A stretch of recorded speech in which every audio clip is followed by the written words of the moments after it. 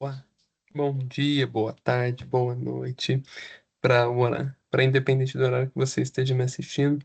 Prazer, sou o Lucas Carvalho Santos, sou monitor de Direito de Teoria Geral do Processo e de Constitucional, e hoje nós vamos revisar os conteúdos ministrados no ano anterior. Então vamos começar com um tópico muito importante, ainda mais para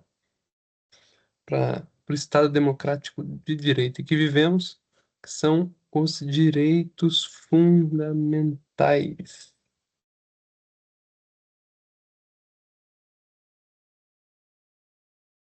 Vamos lá. Qual que é a teoria geral dos direitos fundamentais? Vamos lá. Vamos começar por onde eles estão localizados.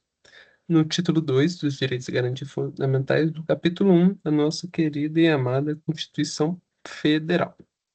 Então vamos lá. Gostaria de ressaltar um princípio deles que é a historicidade. Os direitos fundamentais decorrem das épocas, dos movimentos históricos de determinadas épocas. E de sua grande ascensão na Revolução Francesa, né? Com a vinda do Iluminismo, com essa ideia de abolir o Estado monárquico absolutista que invadia as privacidades do cidadão.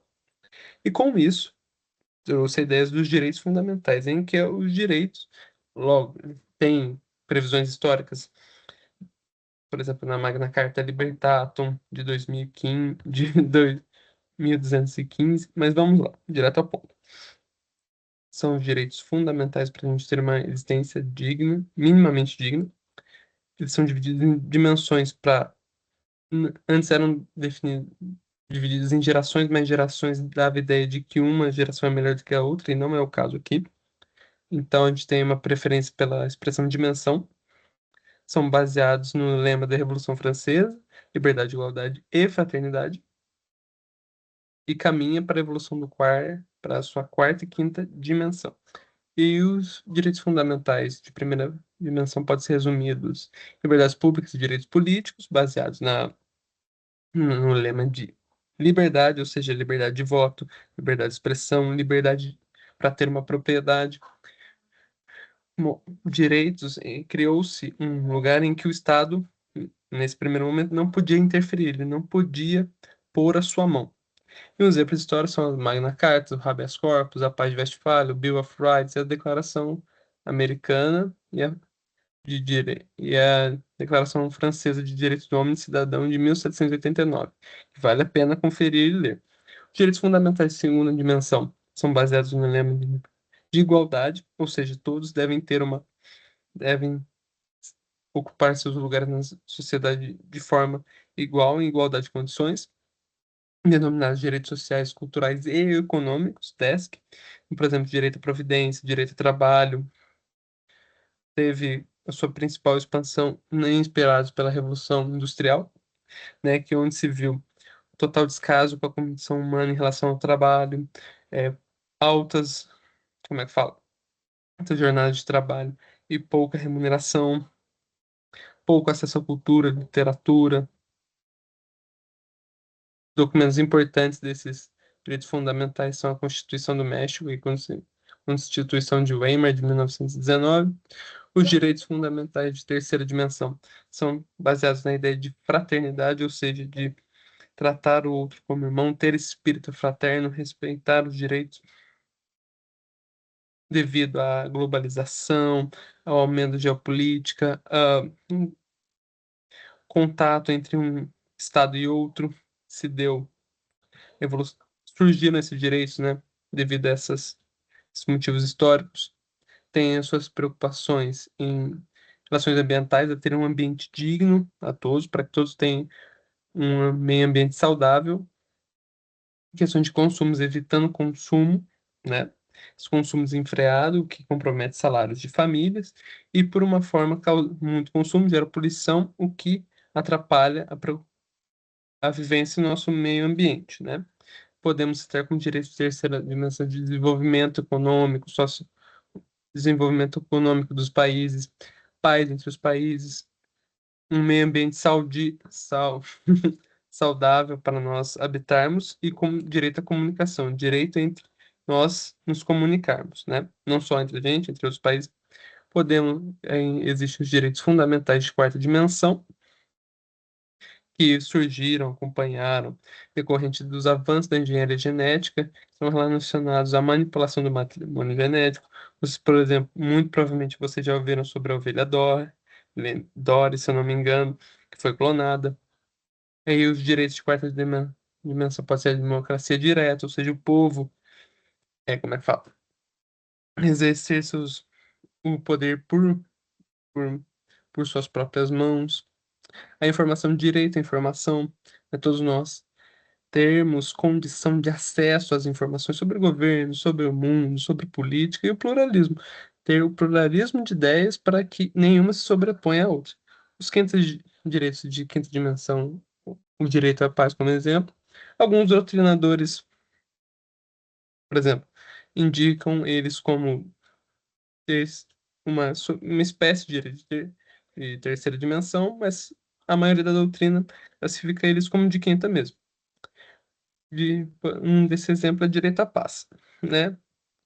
A diferença de direitos e garantias fundamentais é que, basicamente, direitos fundamentais são os bens e vantagens que a Constituição, ou seja, que a coluna, que a base do nosso ordenamento jurídico e do nosso Estado nos confere. Garantias são os instrumentos que asseguram esse exercício, inclusive até meios de limitar formas de que o Estado não interfira nesses direitos tão caros a nós, que são os direitos fundamentais. Então, por exemplo, é possível implementar um habeas corpus daquele que se sentir que a sua prisão, ou seja, sua liberdade de locomoção foi ameaçada por um abuso de poder ou por ilegalidade. Para finalizar, características dos direitos e garantias, a historicidade decorrem de movimentos históricos, eles surgem em decorrer da história, dos momentos em que vivemos. Universalidade, eles abrangem a todos, ou seja, basta você fazer essa comparação de direitos humanos para que você tenha, basta ser uma pessoa. Aqui não é diferente. Ele abrange, por exemplo, todos brasileiros, no nosso caso, brasileiros e estrangeiros residentes no país. A limitabilidade, eles não são absolutos, ou seja, eles sofrem ponderação. No caso concreto, eles vão ver o que tem que sobressair. Por exemplo, meu direito de opinião é sobreposto ao direito de informação, uma de concorrência. Eles são exercidos em conjuntos, né? Os direitos concorrem, uma classe não exclui a outra. Por exemplo, o direito conferidos dos de primeira dimensão caminham, andam junto com os de segunda, irrenunciáveis, eles de forma alguma. Você, por exemplo, você pode. O direito à herança, o direito à propriedade no Brasil é garantido. Melhor, o direito a um processo justo, conforme o direito é um direito fundamental. Você não pode renunciá-lo. E você também não pode vendê-lo, porque são direitos inerentes à nossa pessoa humana, inerentes à nossa personalidade, ou seja, tem essa ideia de justnaturalismo. Só pelo simples fato de sermos humanos, nós merecemos esses direitos. Ou seja, eles não têm conteúdo econômico, portanto, eles não podem ser alienados, como, por exemplo, condição de filho, é um direito personalismo, é um direito da sua personalidade. Você não pode vendê-lo. Imprescritividades. O não uso desses direitos não decorre com o tempo, não some com o tempo. Lembra, os direitos individuais e coletivos são os descritos no artigo 5º da Constituição Federal. E lembramos, para que o exercício dele seja concreto e efetivado, há as garantias, né? Que é uma forma de proteger o Estado, proteger o cidadão do Estado, garantindo esses direitos, o que são chamados de remédios constitucionais, meios jurídicos para proteção de direitos fundamentais. São o habeas corpus, são eles, os habeas data, ação popular, mandado de segurança, mandado de injunção. O, o mandado de segurança, ele basicamente serve para proteger um direito líquido e certo. Por exemplo, a gente vê muito assim, nesses casos de concurso, que a pessoa ela entra com mandado de segurança para que ela possa realizar um certame, uma fase daquele concurso. Mandado de injunção, ele é impetrado quando a falta de uma norma regulamentadora inviabiliza o exercício de direitos e liberdades constitucionais, né? Ou seja, ele pode ser interposto, impetrado, quando uma norma, quando uma lei, quando a Constituição declina uma norma, declina um comando de viabilizar o exercício de direito e liberdade, e ela não o faz. Então, por exemplo, no artigo 7 diz que não, qualquer profissão será livre na forma da lei. Ou seja, trabalhar, sustentar sua família, garantir o seu sustento, né, o salário, isso é um direito fundamental. Ou seja, quando a lei, esse é um exemplo, se omite de como a determinada profissão vai ser feita na forma da lei, pode ser impetrado um mandado de injunção. Porque a falta da norma, aquela norma está omissa. A norma se omitiu em relação àquele exercício de direito. O direito de trabalho sustenta sua família. Portanto, pode ser interposto um mandado de injunção. Habeas data, ele é utilizado para que, o impetrante, para que você utiliza do habeas data? Para você ter direito à sua informação de bancos de dados, de entidades públicas ou do próprio governo. Para porque lembra dos direitos de terceira geração, se eu não me engano, você tem você tem direito à informação, portanto, logo informação à sua pessoa, que conste nos bancos sobre a sua pessoa, que conste nos bancos de dados governamentais.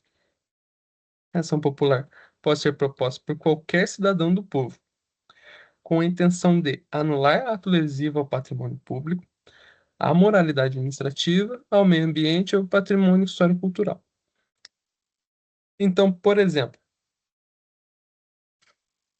você pode propor uma ação popular contra um ato lesivo ao patrimônio histórico, patrimônio cultural. Então, por exemplo, que o governo, para atender uma necessidade, destrói um museu para, por exemplo, criar uma outra autarquia. Bom, acho que esse exemplo não tá bom. Quando o patrimônio histórico cultural, quando, por exemplo, o governo lesa destrói um museu, um centro cultural, para a construção de, por exemplo, um simples estacionamento para a autarquia na alçada ao lado. Eu gostaria de terminar com essa frase aqui: enquanto houver um louco e um poeta e um amante, haverá sonho, amor e fantasia. Enquanto houver sonho, amor e fantasia, haverá esperança. Agora vamos para o nosso próximo ponto: jurisdição. E o que é jurisdição? Uma função tão importante para nós e para o Estado democrático de direito. Basicamente, vou usar aqui a concepção, mais um discurso direto, indireto livre do Daniel Amorim Sussamo Neves, que basicamente, o que que é jurisdição? É o poder do Estado de interferir na, interferir na face, na vida jurídica dos jurisdicionados, a fim de solucionar e extinguir aquela crise. Portanto, é a forma adequada, é uma forma de solução de conflitos que nós conferimos ao Estado resolver nossos problemas, conforme a lei. Não é à toa que é uma das características da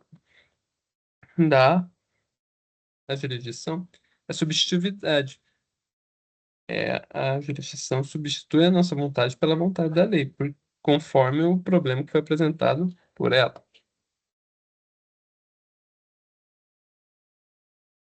com o fim de promover a pacificação social. Porque antigamente nós resolvíamos o problema por conta própria, pelas nossas mãos, é o que chamamos de autotutela. Para evitar injustiças, arbítrios e que a lei do mais forte se perpetuasse, delegamos esse poder ao Estado. O Estado faz isso por meio da jurisdição, que é nada mais, nada menos interferir na nossa esfera jurídica e resolver o problema de ordem jurídica que foi levado a ele, a fim de promover pacificação social.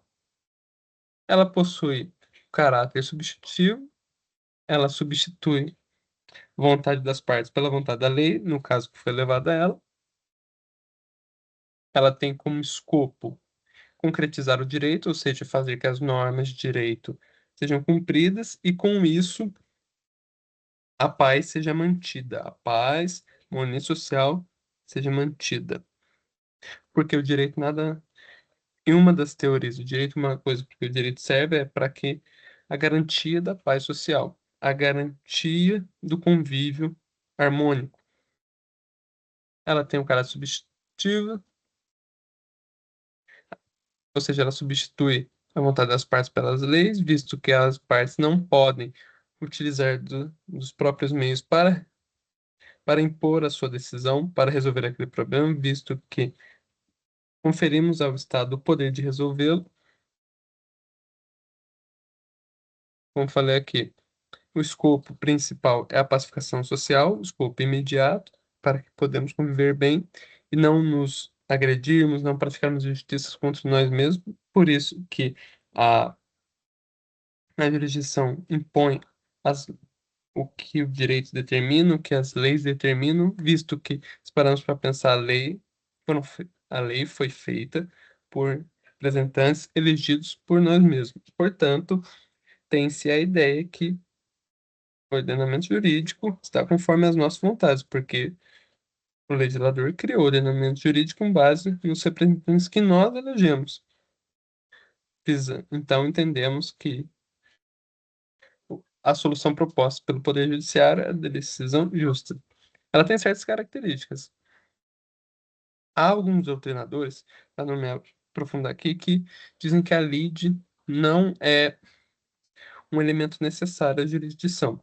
Visto que, por exemplo, existe a jurisdição voluntária que não precisa de lead para existir. Mas o que que é lead?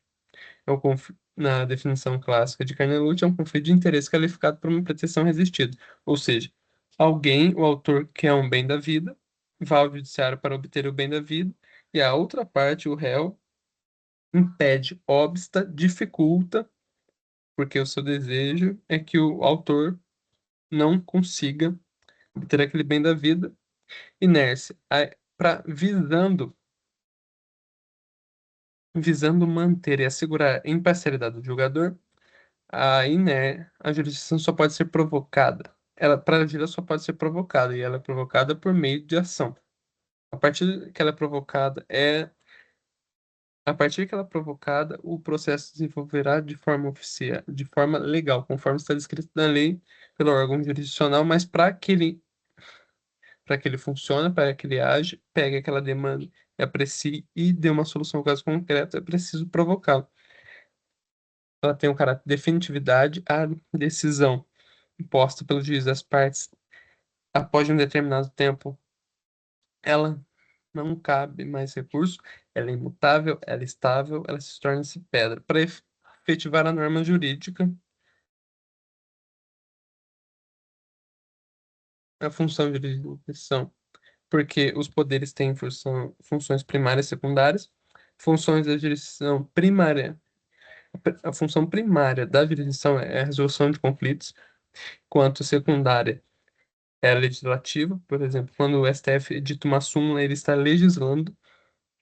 Isso é importante. Aqui é mais princípio da jurisdição, princípio da investidura, em que o juiz que representa o Estado deve ter sido formalmente, conforme a lei, conforme está descrito na Constituição, ter o poder da jurisdição investido nele, aderência ao território. O juiz, o Estado juiz só pode, ele tem um limite territorial da onde ele pode decidir, onde ele pode exercer essa atividade da jurisdição. Ele está ligado, ele está restrito a um território, ela é indelegável, visto Daniel Amorim e Assunção Neves. Ele cita de duas formas a indegabilidade externa, que é o poder de solução de conflitos, de dar a última palavra, pela Constituição foi conferido ao Poder Judiciário, portanto, ele não pode delegar esse problema, esse dever, esse poder ao Executivo, por exemplo, e interno. determina que um órgão jurisdicional não pode delegar a outro órgão jurisdicional a resolução daquele conflito. Ela é inevitável, uma vez provocada a jurisdição, independente da vontade das partes, ela liga aquele sujeito do processo e a vontade do direito prevalece de qualquer forma. Porque, porque nada mais a jurisdição visa garantir a paz e o cumprimento do ordenamento jurídico e o caráter de substitutividade, a vontade das partes é levado, a vontade das partes é substituída pela vontade da lei. Dimensão aqui por. Vamos voltar aqui. Gente, me desculpa, mas porque o nosso tempo é curto, não dá para falar tudo, escorrer todo slide, mas isso já está em mão de vocês, vocês têm acesso a isso. E vamos lá. E como essa jurisdição ela atua por meio do processo. Mas como o processo ele é pautado pelos princípios constitucionais. Os princípios dão origem, dão a base, dão como o processo deve funcionar, visto que, na teoria dos princípios, os princípios são meios, os princípios eles querem alcançar um determinado estado de coisa. Então, por exemplo, para ter um processo justo, para ter processo justo, um princípio processual é que não é admissível a obtenção de provas ilícitas no processo, porque ele quer garantir processo justo. E os princípios processuais na nossa Constituição Federal, que é a cabeça, é a estrutura, tanto administrativa, legisla, executiva, legislativa e judiciária do nosso país, ela é o fundamento, ela é a coluna vertebral de todo o nosso ordenamento jurídico. E ela impõe que os juízes devem ser imparcial, por isso que é garantido a inércia, juiz natural. No entender de Alexandre Freitas, entende que juiz natural é a justiça pré, é a área da é a área pré-estabelecida pela Constituição em que determinada justiça pode atuar, que difere de competência, por exemplo. Nos casos militares, o juiz natural é a justiça militar, não a justiça federal, por exemplo, visto que também veda-se os tribunais de exceção, que são os tribunais criados após o fato, depois do fato, sem as regras pré-estabelecidas, a igualdade, tratamento isonômico, igualdade real, não simplesmente igualdade formal, que igualdade formal é colocar todos na linha da lei, na régua da lei, para todos vai ser da forma estabelecida para a lei, independentemente, sem exceção, e a igualdade real tenta equalizar e igualar a todos as condições daquele determinado bem. Então, por exemplo, a gratuidade da justiça é um exemplo, porque imaginemos que a pessoa não tem dinheiro para pagar com os custos desse processo. E a outra, a parte que propôs a ação tem. Não seria injusto excluir esta pessoa de ter do processo ou ter o seu direito negado e a ação proposta contra ela tida como procedente porque simplesmente ela não teve condição de participar do processo? Com isso, fere o princípio da igualdade real, que é tratar os desiguais, né, na medida da sua igualdade, de forma igual e os desiguais na medida de sua desigualdade. Contraditória em ampla defesa. Contraditória é poder dizer os seus fatos e os seus fundamentos do que foi processo, né, contra aquilo que foi dito no processo. Ampla defesa decorre do contraditório, que é poder usar todos os meios de defesa em seu favor. O processo inquisitivo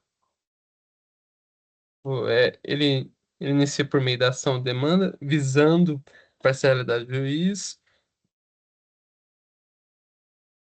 direito, do juiz, né? É diferente do processo acusatório que o juiz julga, produz provas,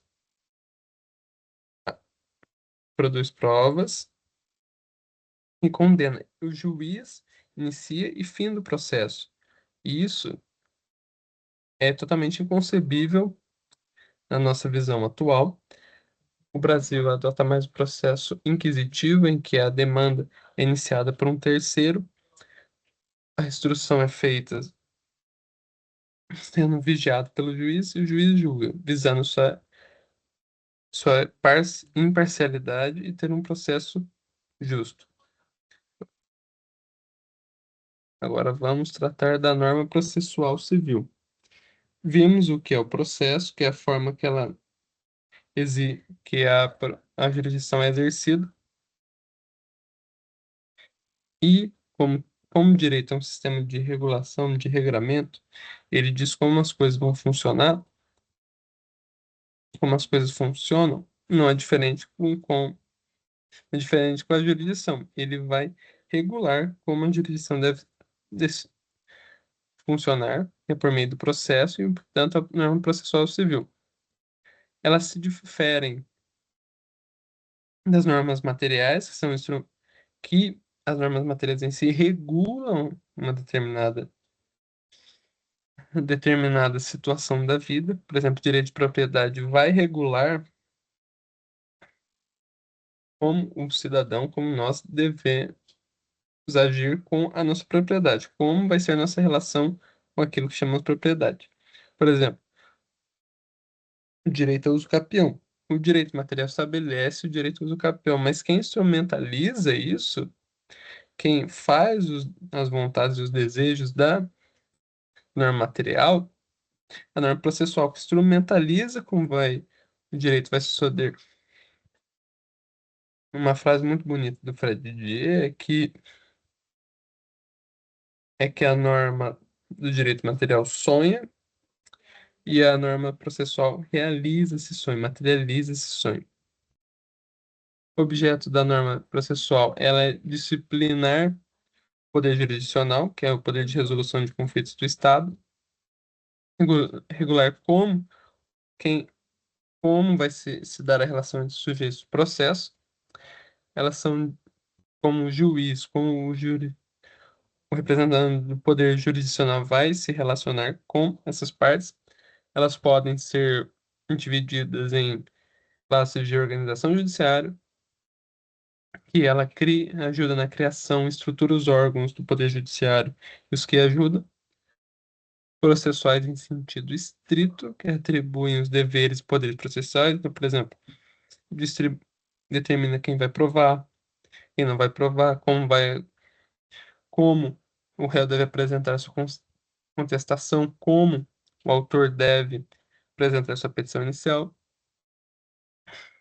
por exemplo, e procedimentais. Elas vão estruturar e coordenar os atos processuais. Então, por exemplo, as normas são normas procedimentais, as normas que regulam, dizem como será feita a citação. Ela tem a natureza da norma processual de direito público, porque é importante, porque é o Estado interessado em fun- como ele vai exercer seu poder jurisdicional. Então, é algo que tange o Estado, que interessa o Estado. Elas são normas cogentes e dispositivas. Por exemplo, as, norm as normas que descrevem a, as situações em que o juiz é suspeito para julgar não podem ser negociadas entre as partes. Mas, por exemplo, outras normas, por exemplo, em relação ao ônus probatório, ou seja, os deveres de quem tem que provar o que pode ser modificado, podem ser acordados entre as partes, ou alguma norma dispositiva, ou seja, as partes podem negociar sobre aquela norma. Essas normas devem ser observadas para atingir a finalidade maior do processo, que é a pacificação processual, a pacificação social. A fonte da norma processuais, vocês sabem que decorre daquela teoria das fontes que vocês já viram de teoria geral do direito. É, a fonte primária é a lei, e as formas de integração são as analogias, os costumes, os princípios gerais de direito e outras coisas que não são tão caras. Agora vamos lá para as questões. Vamos lá. Com base nos direitos e garantias fundamentais. Vamos lá. Ó, da Câmara de Bebedouro, prova para coordenação interna. O artigo 5º da Constituição Federal é um dos mais importantes textos constitucionais, posto que revela o arcabouço normativo da proteção de direitos fundamentais. Cerca do assunto, marque verdadeiro para as nativas verdadeiras e falso para as falsas. Só um minuto.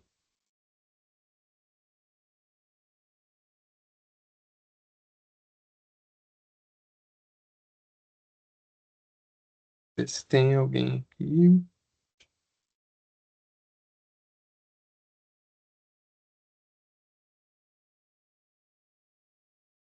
Vamos lá. Haverá juízo ou tribunal de exceção? Eita, desculpas. Pequena propriedade rural, assim, definida em lei desde que trabalhado pela família, não será objeto de penhora para pagamento de débitos decorrentes de sua atividade produtiva, dispõe a lei sobre os meios de financiar seu desenvolvimento. A lei poderá prejudicar o direito adquirido, o ato jurídico perfeito é a coisa julgada. A sucessão de bens de estrangeiros situados no país será regulada pela, pela lei brasileira, em benefício do cônjuge e dos filhos brasileiros, sempre que não lhes seja mais favorável a lei pessoal de cujos. As alternativas, e vamos, a correta é a letra C. Por quê? Porque conforme está disposto aqui expressamente no artigo 5º, em seus incisos, podemos ver que no inciso 26, a pequena propriedade rural, assim definida em lei desde que trabalhada pela família, não será objeto de penhora para pagamento de débitos decorrentes de sua atividade produtiva, dispõe a lei sobre os meios de financiar seu desenvolvimento. É verdade, está conforme o inciso 26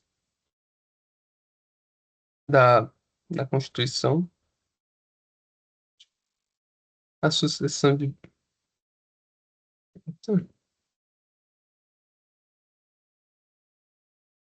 A sucessão de bens de estrangeiros situados no país será regulada pela lei brasileira em benefício do cônjuge ou dos filhos brasileiros, sempre que não lhes é mais favorável à lei pessoal do decúbito. Isso é verdade, como podemos ver no artigo 31 da Constituição. O artigo 37 da Constituição expressamente diz que não haverá juízo do Tribunal de Seção, garantindo pelo princípio do juízo natural que veda isso, que a jurisdição, o juiz tem que julgar conforme as normas pré-estabelecidas e dentro da sua área de atuação já pré-estabelecida pela Constituição. A lei, no inciso 36, nítido, é expresso que a lei não prejudicará o direito adquirido, o ato jurídico perfeito é coisa julgada. Ano 2 da Banca Vunesp, Prefeitura de Itapevi, prova Vunesp 2025. Advogado do CRES. A respeito da teoria dos direitos fundamentais, assinala a alternativa correta. Alternativos. Os direitos fundamentais são uma combinação de conquistas históricas, valores morais e razão pública. Possuem uma dimensão justnaturalista e não dependem de positivação constitucional. A dimensão subjetiva dos direitos fundamentais corresponde ao impacto que produzem no ordenamento jurídico como um todo, ao que representam quanto valores éticos compartilhados pela sociedade. Os direitos fundamentais, em regra, não podem ser restringidos por atos do Poder Legislativo, salvo se as restrições decorram de atos do Poder Constituinte. Os direitos fundamentais não dependem de outorga pelo legislador. Correspondem a direitos que dependem do processo político majoritário, e os direitos fundamentais não se aplicam às relações intersubjetivas, pois desde sua origem não protegem os indivíduos de condutas imputáveis ao poder público. E a alternativa correta é a D. Mas por que ela é correta? Porque elas independem de processo político, majoritário, na sua maioria, porque esses direitos já estão previstos na Constituição, porque entendemos que esses direitos é o mínimo existencial, é o mínimo para que nós vivemos dignamente bem. Portanto, cabendo ao Estado reconhecê-lo e garantir formas para a efetivação desses direitos. Lá, banca. Daí, BGP, órgão do TJ, BGP, residência jurídica. Acerca da proteção conferida pelos direitos e garantias fundamentais no ordenamento jurídico brasileiro, assinale a alternativa correta. As garantias fundamentais consistem em instrumentos destinados a assegurar o exercício e a proteção de direitos fundamentais, razão pela qual dispensa a atuação de advogado sua proposição, me desculpem, mandado de segurança, assim como um habeas corpus, pode se tratar de fundamental gratuito, direitos fundamentais vinculam o sujeito, Estado por meio de um texto normativo que é a Constituição, por sua importância máxima em vinculação à noção de dignidade pessoa humana, liberdade de consciência de criança contempla também dimensão negativa, impondo dever de abstenção ao Estado e de terceiros. Mas por a alternativa correta é D, por quê? Porque o Estado deve permitir o credo, já que o que o colocou como direito e garantia fundamental à liberdade religiosa. Logo, tendo a ideia que o Estado não é suficiente reconhecer os direitos, mas também garantir que eles propor formas que eles sejam para que eles sejam efetivados e realizados. O BFCE, a questão do ano de 2025, do órgão UFBP para o cargo de assistente em administração. Sobre os direitos e deveres individuais e coletivos previstos na Constituição Cidadã. Sinaliza a alternativa correta. Alternativas é livre a manifestação do pensamento, inclusive anonimato, é assegurado o direito de resposta proporcional a agravo não cumulativo com indenização de qualquer ordem, é livre, é livre a expressão de atividade intelectual, artística, científica, de comunicação, desde que haja licença do órgão competente. Ninguém será privado de direitos por motivo de crença religiosa ou de convicção filosófica ou política, salvo se invocar para eximir-se de obrigação legal a todos imposta e recusar-se a cumprir prestação alternativa fixada em lei. E é livre a locomoção no território nacional em tempo de guerra ou de paz. Alternativa correta, mas por quê? É a D. Mas por que a D? Porque é a única que está descrita conforme a Constituição. Vamos lá. Por que que a A está errada? Porque no artigo 4º, a Constituição, nos garante, diz que a manifestação é um direito, é livre a manifestação do pensamento, sendo vedado o anonimato. Ou seja, ela proíbe o anonimato, que as ideias sejam proferidas em anonimato, em segredo, que quem falou seja escondido. Porque também não, porque a B é assegurar o direito de resposta proporcional ao agravo não cumulativo com a indenização de qualquer ordem, que é mentira. No artigo 5º, o direito de resposta é assegurado proporcional ao agravo, ou seja, o direito de resposta tem que ser proporcional ao agravo, tem que ser proporcional à ofensa, e é cumulativo, ele também pode ser cumulado com indenização por dano material ou moral à imagem. Aqui na opção de não cumulativo com indenização de qualquer ordem, diz aqui que é livre a expressão de atividade intelectual, artística, científica de comunicação independente de censura ou licença, ou seja, o Estado não pode censurar, e a manifestação, a expressão de atividade intelectual artística de comunicação independe de licença, depende de um aval do Estado para que você possa praticar. Como aqui no artigo C, na opção C diz que é livre a expressão da atividade intelectual, artística, científica e de comunicação, desde que haja licença do órgão competente. Como vemos aqui no artigo 9º da Constituição, não independe de órgão.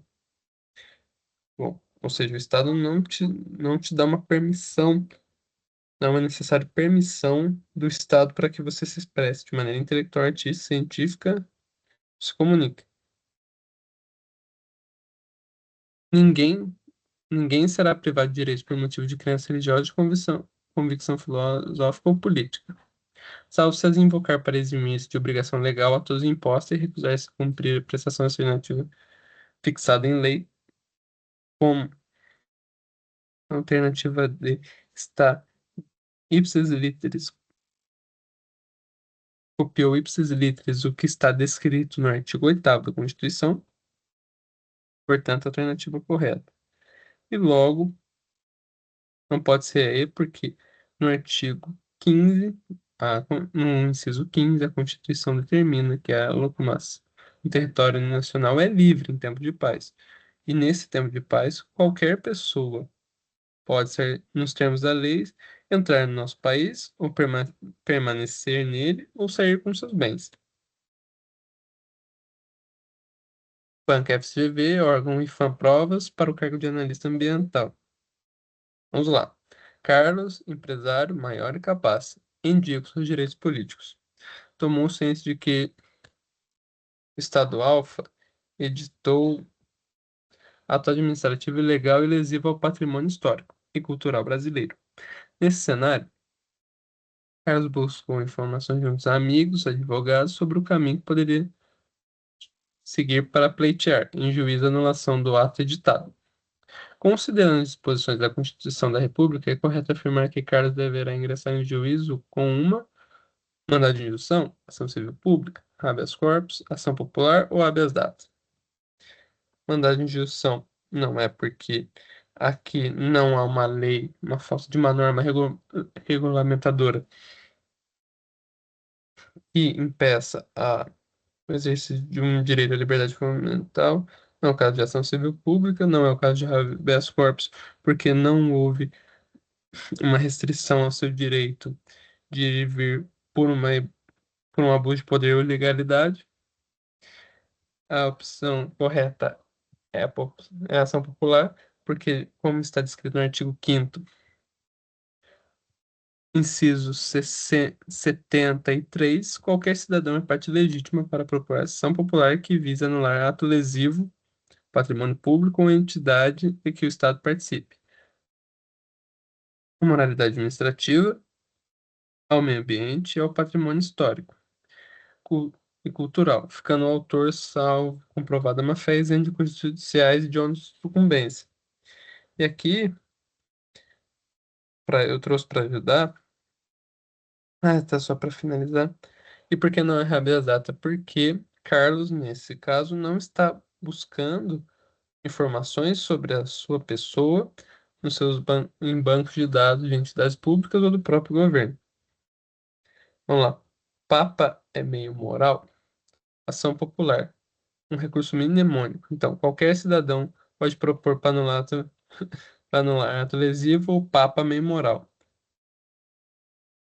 Patrimônio histórico-cultural, patrimônio público ou entidade de, de entidade a qual o Estado participa, é o meio ambiente e moralidade administrativa.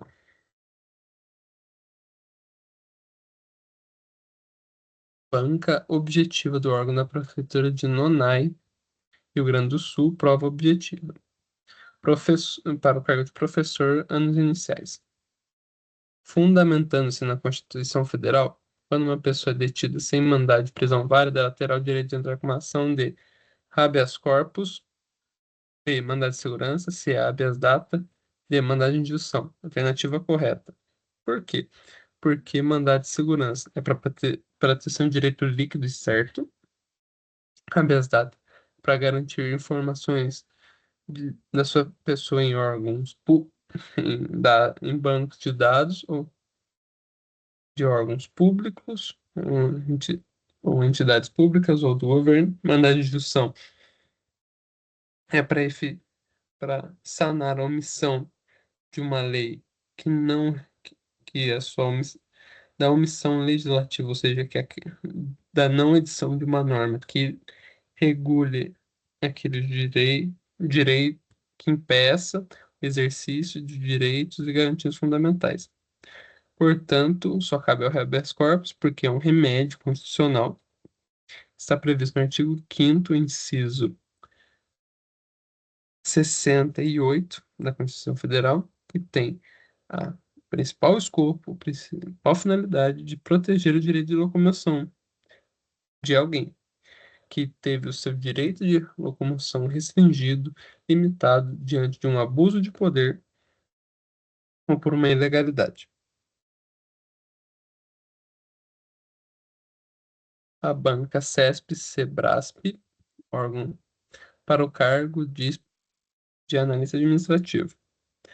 A respeito dos direitos e das garantias fundamentais da administração pública, julguem o item a seguir. Qualquer cidadão é parte legítima para a procuração popular que visa anular ato lesivo ao patrimônio público ou de entidade de que o Estado participe, moralidade administrativa, ao meio ambiente, patrimônio histórico e cultural, ficando o autor salvo comprovado má-fé e enviando de custas judiciais de ônus da sucumbência. Alternativa certa ou errada? Alternativa certa. Mas por quê? Porque, como já vimos anteriormente, qualquer cidadão é parte mais legítima para a população popular que vise anular o ato lesivo ao patrimônio público ou entidade de que o Estado participe, moralidade administrativa, ao meio ambiente e ao patrimônio histórico-cultural, ficando o autor salvo comprovado a má-fé e isento de custas judiciais ou de sucumbência. E é importante lembrar daquele recurso mnemônico que nós vimos. Quando perguntar, né, para que serve a ação popular? Você vai ou, ou a ação popular, ela é proposta para quê? Para que é proposta uma ação popular? Que ela é proposta com a finalidade de anular ato lesivo ao patrimônio público. Aí você pensa que qualquer cidadão pode propor para anular ato lesivo ao Papa meio moral, que é o patrimônio histórico-cultural, patrimônio público, a entidade a qual o Estado participe, ao meio ambiente e à moralidade administrativa. Então, quando te perguntarem, para que serve uma ação popular? Você fala, para anular ato lesivo ao Papa meio moral, ao patrimônio histórico-cultural, patrimônio público de entidade do qual o Estado participe, ao meio ambiente e à moralidade administrativa. Lembrando que qualquer cidadão pode propô-la e ficará isento de custas judiciais ou de sucumbência, salvo se for comprovado a má-fé, que é aquele autor propôs a ação para atingir meio ilícito ou ilegal, ou de má-fé sabia que não havia, por exemplo, nenhum ato lesivo ao patrimônio público, por exemplo, para obter uma vantagem, ou quer que seja dela. Usou do processo para um meio legal, um meio escuso. Vamos lá. O Código de Processo Civil estabelece que a jurisdição civil é exercida pelos juízes e pelos tribunais em todo o território nacional. Entre as características da jurisdição está a imperatividade, cujo teor pode ser identificado pela seguinte afirmação: os atos jurisdicionais tornam-se imutáveis e não podem ser mais discutidos após determinado tempo. Lembra que isso é uma característica de definitividade da jurisdição. A lei não tem a ver com a característica da imperatividade. A lei não pode excluir da aplicação do Poder Judiciário nenhuma lei ou ameaça de direito. Isso é verdade, porém não se trata da característica da jurisdição, e sim da característica da inafastabilidade da jurisdição. Portanto, todo aquele que tiver seu direito ameaçado ou estar sendo o seu direito está sendo ameaçado, pode agitar, pode levar o seu caso ao Poder Judiciário. A função jurisdicional só pode ser exercida pelo Poder Judiciário, como vimos em via de regra não, porque ambos os poderes têm funções principais e secundárias. Logo, como só o Poder Judiciário não só julga, os outros poderes também, por exemplo, o Poder Executivo não só executa as leis, o Poder Legislativo não só as leis. Por exemplo, a poder, o Poder Judiciário, quando ele edita uma súmula, o STF edita uma súmula vinculante sobre determinado tema, ele está exercendo atividade legislativa. Veja que os poderes podem exercer outras atividades. E quando, por exemplo, no caso de impeachment, se eu não me engano, é o Senado que julga. Portanto, o Senado está praticando uma função que a prima facie não é a dele. Portanto, em uma das suas atribuições, temos um pezinho no Poder Judiciário, na função jurisdicional. As decisões judiciais têm força e não tem a ver com a questão da característica da imperatividade da jurisdição. Portanto, como, por exemplo, o Senado julgando impeachment, deve a, a decisão tomada pelo Senado deve, exercendo a atividade jurisdicional no caso de impeachment, deve ser observada e cumprida aquele que foi impeachado, que sofreu impeachment, como é o caso do Poder Judiciário, quando, quando o juiz profere uma sentença sobre determinado assunto, em que as partes devem se vincular e, e ir de acordo com o que o juiz determinou. Por isso que a alternativa correta é a D. As decisões judiciais têm força coativa e obrigam os litigantes. Por quê? Mas por que que a correta é a D? Porque, devido à característica da imperatividade da jurisdição, as decisões judiciais têm força coativa, ou seja, se você não cumpri-las, haverá consequências, portanto, a consequência, a sanção é o que garante o é o que garante o cumprimento da norma, em que, por exemplo, na teoria geral do direito, diferem o direito da moral, porque na moral, o descumprimento de uma ordem moral não tem uma sanção expressa, definida em lei, o que é diferente com o direito que, para garantir as suas normas, sua eficácia, sua vigência, é dada uma pena, é dada uma sanção a quem desobedece. Elas obrigam os litigantes, elas vinculam os litigantes, porque ante o característica, se eu não me engano, da inafasta, não é. Bom, mas é inevitabilidade da jurisdição, uma vez que os participantes daquela jurisdição, daquele, daquele conflito, recorrem à via judicial para a resolução dele, eles são, eles se vinculam ao processo e, portanto, se vinculam os direitos e deveres que é decorrentes daquele processo. Então, por exemplo, se você entra com uma ação e e o juiz determina que você colecione documentos autos a fim de provar alguma coisa, ante o princípio na inevitabilidade, você não pode se comportar de forma contrária, porque te acarretará um prejuízo se você não cumprir desse jeito, e você, por sua vontade, se vinculou à forma, à, à jurisdição para a resolução daquele problema. Porque de nada adiantaria ao Estado substituir a vontade das partes pela da lei naquela solução, né, visando a pacificação social, formulando uma decisão imutável, se não fosse conferidos os meios para cumprir aquela decisão, né? Ou seja, além de resolver o problema, o Estado tem que garantir meios para que o que ele determinou seja cumprido. E vamos lá para a nossa última questão. Eita. da banca Instituto AOCP, para promotor de justiça substituto. O princípio do juiz natural garante que o juiz não pode determinar de ofício a produção de prova. B. O juiz deve avaliar a prova dos autos segundo a sua convicção pessoal, desde que forma fundamentada. C. Fixação do órgão jurisdicional competente para o julgamento de determinada demanda e a partir de regras objetivas previamente estabelecidas, ou D. O juiz deve zelar pela qualidade das partes no processo, tomando as providências necessárias para suprir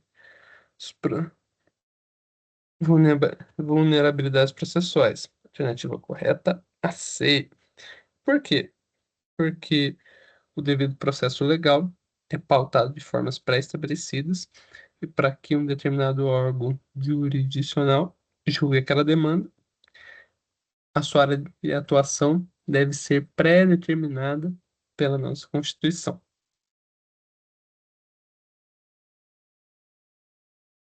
E vamos lá, penúltima, agora a nossa última, da banca Sebrasp para o cargo de analista em gestão educacional.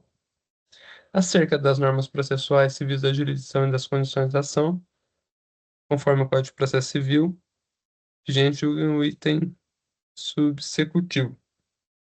Na jurisdição voluntária, o juiz está desobrigado de aplicar o critério da legalidade, estrito e pode guiar-se, no caso concreto, por parâmetros de conveniência e oportunidade. Essa alternativa, eita,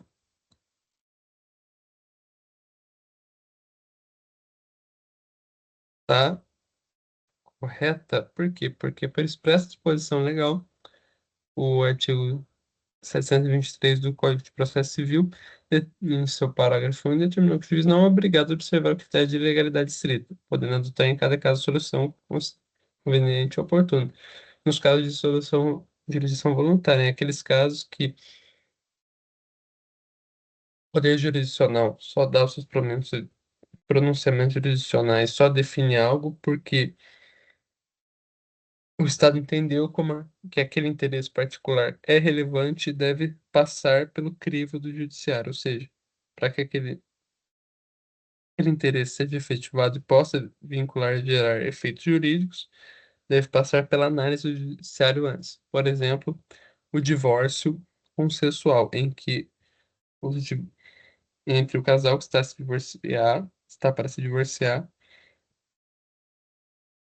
entra em acordo em relação à partilha dos bens, visto que não há lide, visto que não há conflito a ser resolvido, porém, a lei, o direito entende que é necessário o crivo do judiciário para aquele interesse, para que aquela decisão gere seus efeitos jurídicos. Também tem-se a ideia de que a jurisdição voluntária nada mais é do que a administração pública dos interesses privados. E, gente, como já está dando basicamente nosso horário, queria mais uma vez agradecer pela presença de vocês, agradecer pela Insal e pela monitoria, que faz um trabalho incrível, pela oportunidade de estar aqui. Olha, não deixem tirar dúvida com o professor, comigo, ler lei, ler uma boa doutrina e estar atualizado nas jurisprudências, estudar continuamente, ter uma rotina legal de estudos. Prestem atenção na prova, façam a prova com muito carinho, com muito cuidado. Muito obrigado por esse encontro. Que Deus esteja com vocês. Tchau, tchau. Muito obrigado.